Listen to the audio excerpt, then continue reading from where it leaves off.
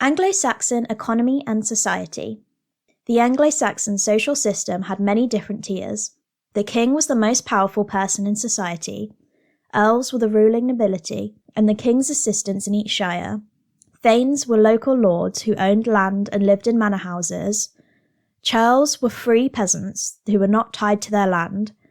Peasants made up most of the population and rented small farms to work partially for their lord and partially for themselves. And finally, slaves made up about 10% of the population and were viewed as property rather than as people. There were some major towns, such as London, but only about 10% of the population lived in these. Most towns housed skilled tradesmen, doctors, and merchants. The rest of the population lived in villages and the countryside.